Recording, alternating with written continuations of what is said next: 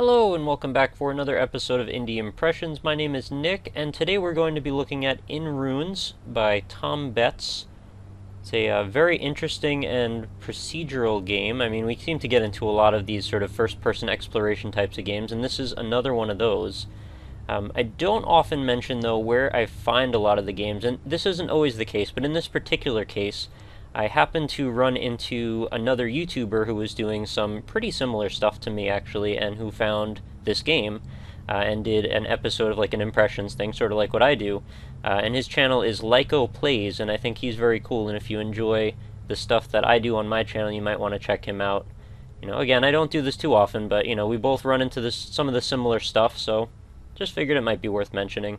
Seems like a cool guy, very genuine, and sort of a chill, laid-back atmosphere, which is sort of the same thing I like to do, so hopefully we're going to be friends, and maybe we'll work on something together, you never know. But, just thought I would mention that. So, what is In Runes about? It is an experimental, ambient game examining the procedural construction of space, and I'm getting this from the README because it actually was phrased in such a way I sort of wanted to read it out to you guys. It's part of an ongoing PhD research project to investigate ideas that connect games, permutations, and the sublime. That's some big transcendent type of speak. I don't know if there's always necessarily ideas connected to those thoughts, but, you know, it sounds pretty nice anyway. And no offense to the person who wrote it, it sounds bigger than it might be, I don't know. The player is deposited on the edge of a procedurally generated island. The island consists of overgrown pathways, ruined spires, and broken ramparts.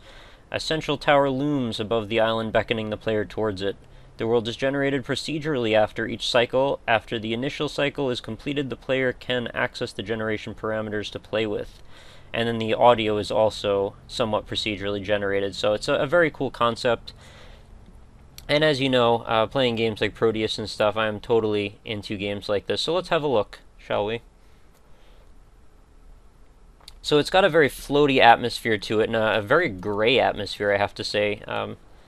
The way that the graphics are, they seem very predisposed to being quite beautiful, but then they're also sort of being held back purposely, I think purposely, by the overall sort of dreary, cloudy sort of nature of what we're looking through here. I'm not saying that it's bad, it's just it would have been kind of cool if it was really bright and shiny too. But then again, maybe there's a more of an underlying tone of melancholy here that was referenced purposely. So our goal is to look around and grab all of these white vapor type of steamy looking clouds, and eventually that will give us the strength to be able to leap a chasm and make our way up to that final post at the top there. So we get to walk around this very kind of quiet, contemplative environment while we have some lovely music playing, and just do some exploring. See how their procedural generation works.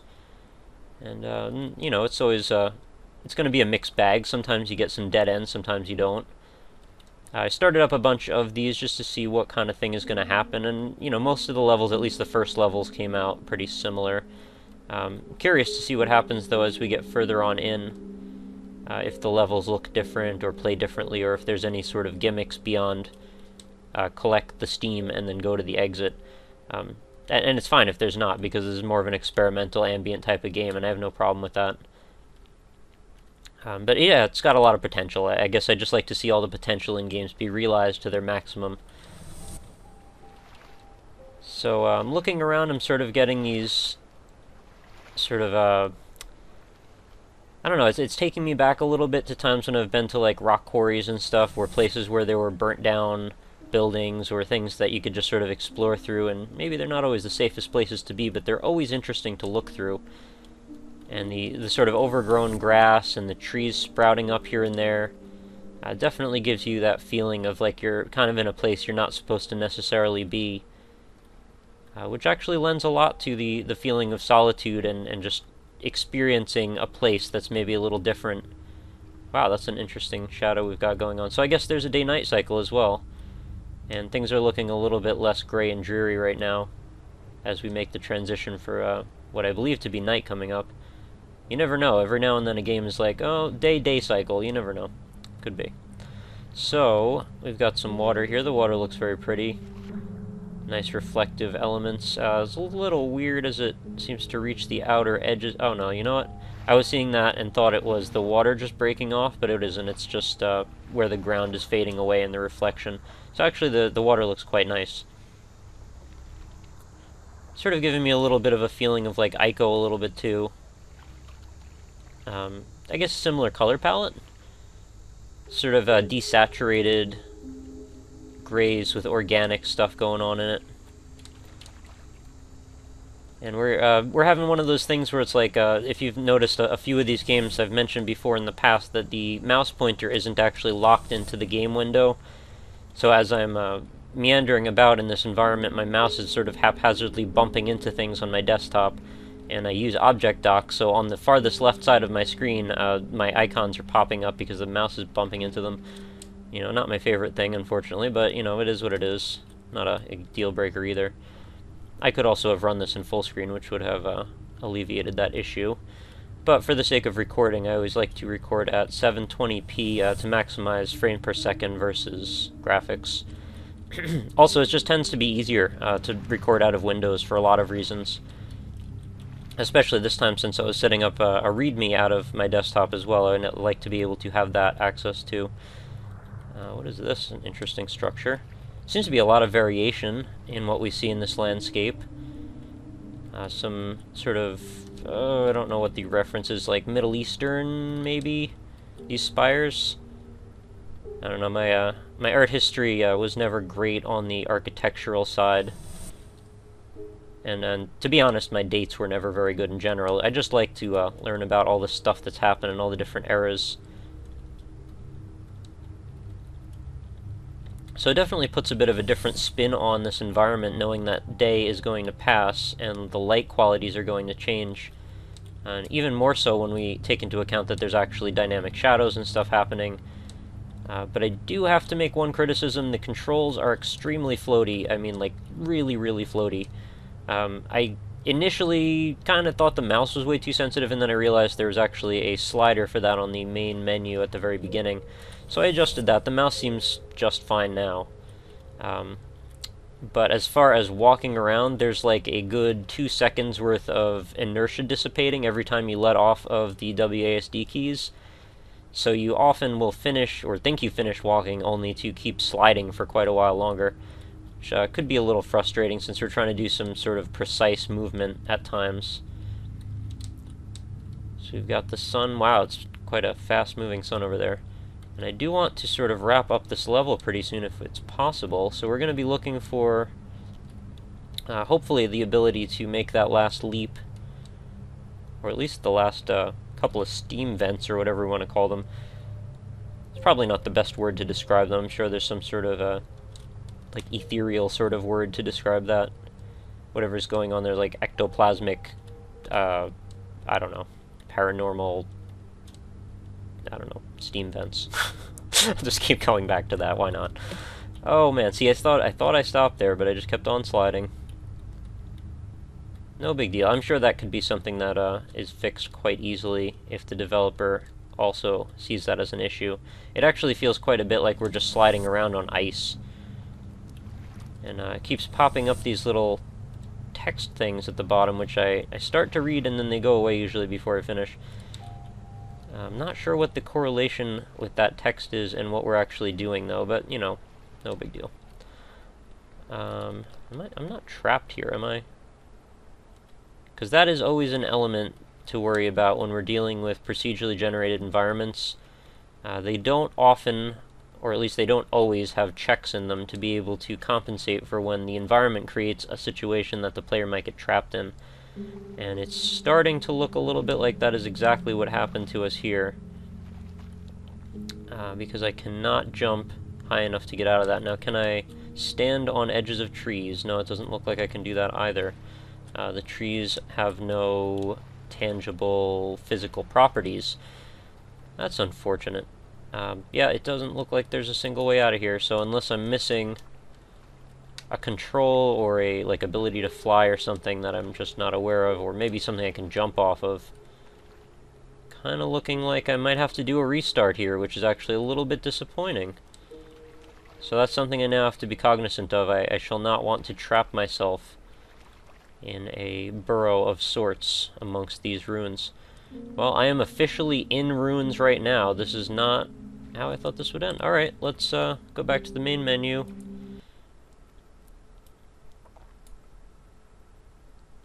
And we will start again. Why not? Okay, so, well, this is a blessing in disguise. It lets you see a very quick sort of rudimentary look at what a different environment might look like. Although I was hoping to accomplish that by finishing the level, but, you know, this works too. So let's gather our steam vents some more, and we'll make a little bit more of an aggressive attempt at finishing this one, while also being aware that we can trap ourselves now. Now that jump doesn't seem that far. I should probably go up there and just investigate, because I might be able to actually finish this without grabbing all of these things, but who knows. Let's see. I'll grab these two, then I'll go head up the spire. You know, another visual reference I'm getting a little bit from this game is Legend of Zelda Twilight Princess. Can't quite put my finger on exactly what it is about it. It might be the sort of stark nature of the area we're walking through, or it might be the color palette, because as I remember, Twilight Princess was definitely a bit on the contrasty and hyperbolically emotive side. I don't know if that's a good way to describe it, but I did not get into that one, unfortunately, but I did still appreciate the art style and the references, as I often do. I didn't finish it, though. Alright, so we're making our way up the spire towards the Eye of Sauron, or what have you. And shouldn't be too much longer. I like the, oh, geez, I fell off. That is embarrassing. I like the oily-looking center point that we're progressing toward here. It looks sort of like when you take a bunch of oil and drop it in water. It gets that pretty, like, iridescent rainbow look. So ironic that when you put a few drops of oil into water it looks so pretty, and then, you know, the damage that oil into water can cause. But I can see this game could definitely be a bit hypnotic. Okay, yeah, I'm probably not going to be able to make that jump, actually. Unless maybe I can stand on one of these, which it might be possible, actually. Let's see. Oh, momentum, yes, I made it. Now what? Oh, and once I got up there, it didn't look so iridescent and pretty anymore. Oh, wow. Okay, that's really cool. I didn't realize that it was going to do something like that. Everything's sinking. What's going on here? Am I going to have to explore underwater ruins now? Oh. Okay, what's going on? That is pretty. Gray crimson is an interesting color palette. So our city has sunk into the ocean, and I'm not sure what I'm supposed to do with that information. Is this my punishment for not getting all of the vent things? I don't appear to be able to do anything. Wow, that is really cool, though.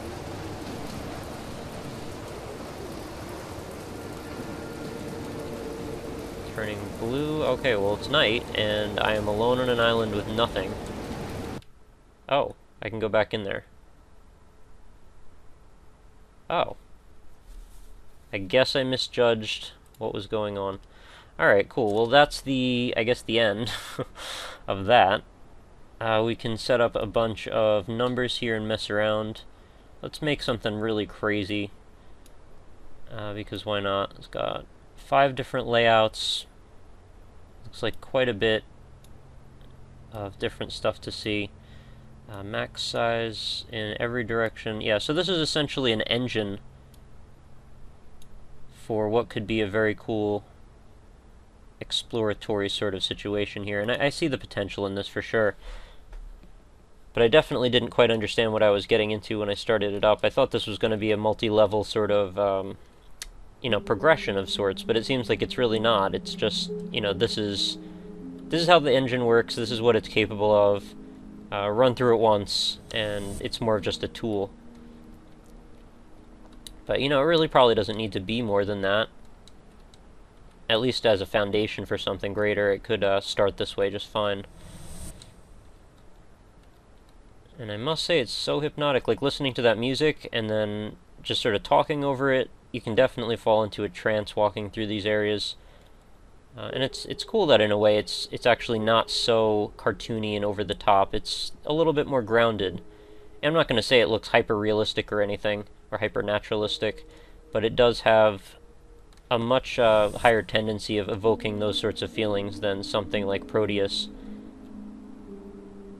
You can almost suspend your disbelief a little bit in this, and, you know, Proteus obviously wasn't trying to make you suspend your disbelief, but it was trying to actually take you far away, and this one is maybe doing that a little less, but it's still doing it nonetheless.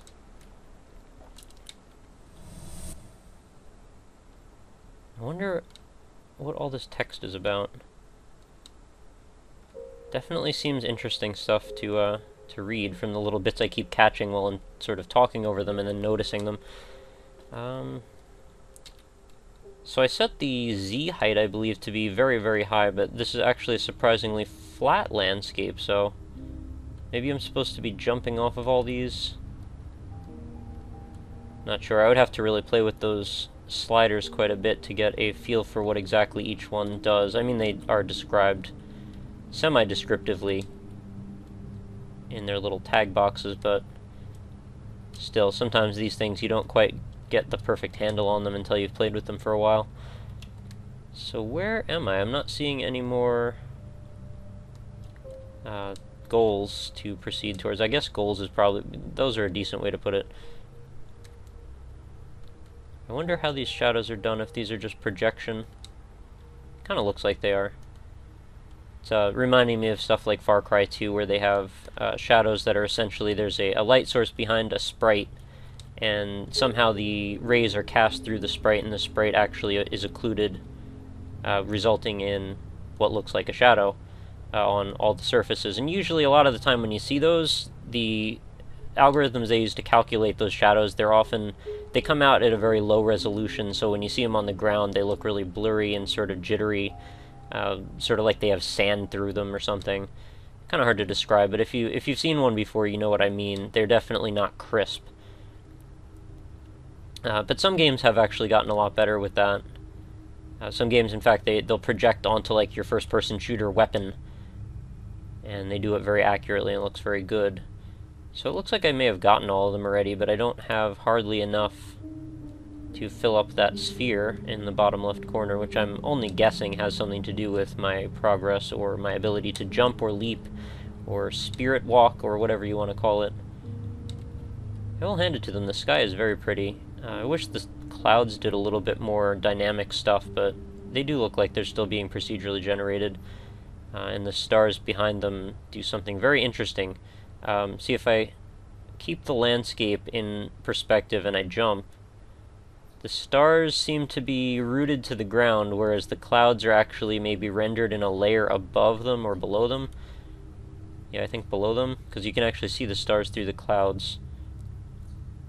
Interesting way to do that, I guess.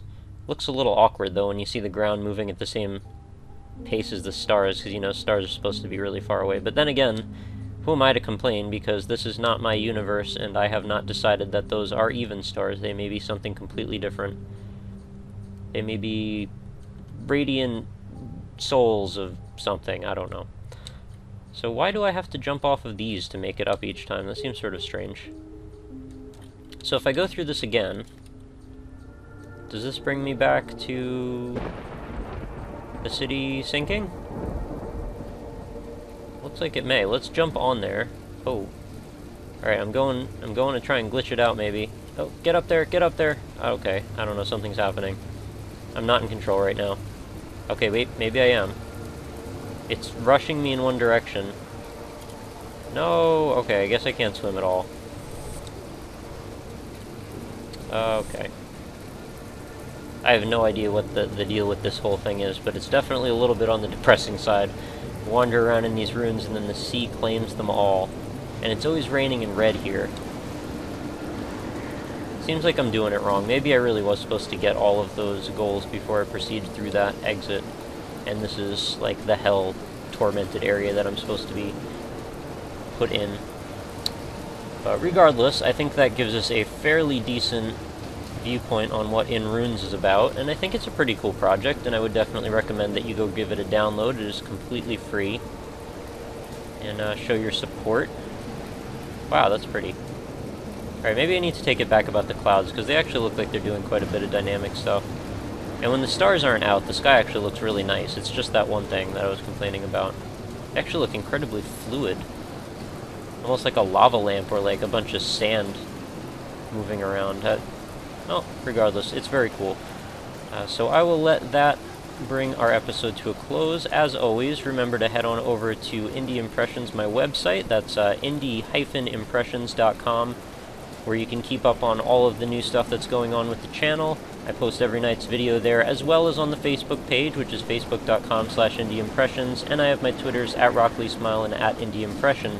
Feel free to follow me over there and chat with me about whatever's going on in your world, and let me know any suggestions for cool indie games you might want to see in the future.